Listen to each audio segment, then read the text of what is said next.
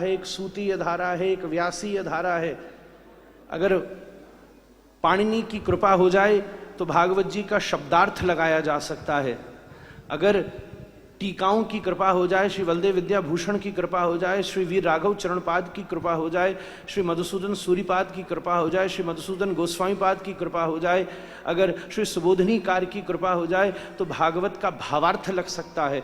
पाणिनि की कृपा शब्दार्थ लगा देती है, टीकाओं की कृपा भावार्थ लगा देती है, पर अगर किशोरी जी की कृपा हो जाए तो रसार्थ का उद्घाटन हो जाता है। भक्त्या भागवतम शास्त्रम व्युत्पत्त्या न टीकया, उसके पूर्व में अवस्थित श्रीमदत्व उसकी इस विलक्षणता का प्राकट्य करता है। अभ्यास के द्वारा ज्ञान को जन्म दिया जा सकता है, पर किशोरी की कृपा हृदय में ज्ञान को प्रकट करती है। जो जन्म लेता है एक दिन उसकी मृत्यु अनिवार्य है, पर जो प्रकट होता है वो अमर होता है। इसके पूर्वगत स्थित श्रीमदत्व उसी करुणा का परम प्रकाश करता है। बहुत समय पहले वृंदावन में बड़ा विचार हुआ, भागवत में श्री राधा हैं कि नहीं। अरे स्वयं भागवत ही राधा है महाराज। ये स्वयं श्री किशोरी जी का ही परम मनोरथ है। ये श्रीमदत्व से युक्त है, प्रथमाक्षर ही श्रीमद है।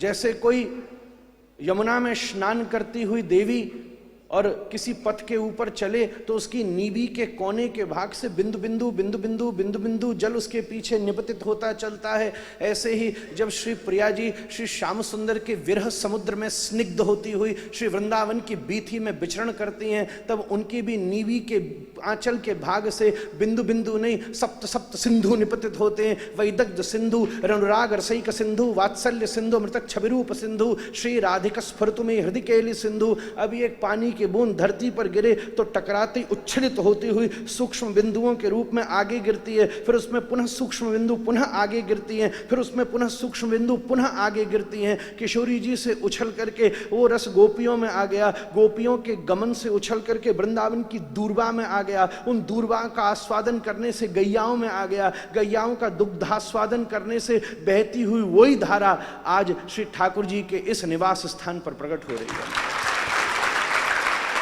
ये भागवत की विलक्षण द्वितीय परंपरा का स्वरूप है, इसको छोटा नहीं समझिएगा।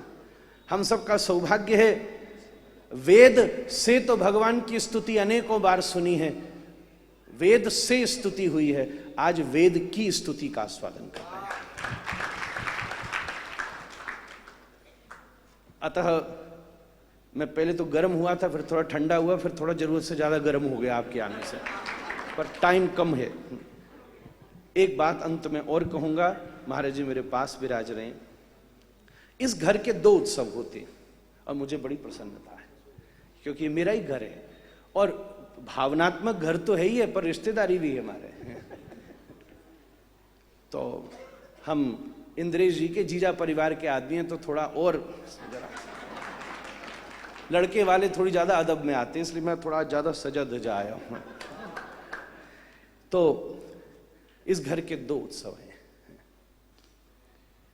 श्री ठाकुर जी महाराज गुरु उत्सव मनाते हैं और उसके प्रसाद रूप में इंद्रेश जी महाराज गोविंद उत्सव मनाते हैं।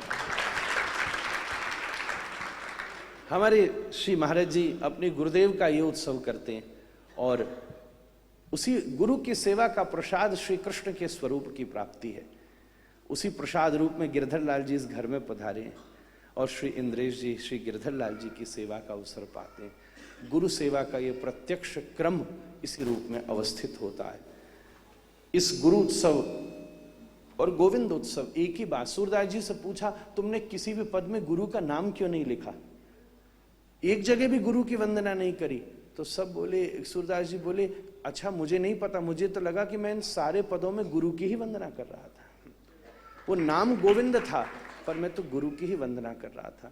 ऐसा ये मंगल उत्सव, मुझे तो पूरा बैठना था और यहीं रहना था। श्री राधारमण जी में एक कथा का क्रम चल रहा है, पर मुझे मालूम था कि आज यहाँ उत्सव शुरू है, तो उसके समय को मैंने थोड़ा आज आगे बढ़ाया, क्योंकि आपके यहाँ उत्सव है, ये मेरा सौभाग्य है। श्री ठाकुर जी महाराज को दंडवत प्रणाम करता हुआ, उपस्थित संत वृंदों को प्रणिपात करता हुआ, श्री इंद्रेश जी के ठाकुर जी से खूब लाड़ लड़ाता, उनको दंडोत करने वाले बहुत मिलते हैं, उनको हृदय से लगाता हुआ, उनको एक आलिंगन करता हुआ अपनी बात को विश्राम करता हूँ। श्री राधा रमण लाल। बहुत अद्भुत। पूज्य महाराज श्री अपनी अलंकृत वाणी के लिए जाने जाते हैं और जो उन्होंने अपनी वाग्धारा से हम लोगों के हृदय में गोविंद का सृजन किया है वह अतुलनीय है, अद्भुत है। बहुत बहुत धन्यवाद, बहुत बहुत साधुवाद। आप लोगों ने विस्फोट से विनाश देखा होगा, पर हमारे वैदिक सनातन धर्म में स्फोट से सृजन कैसे होता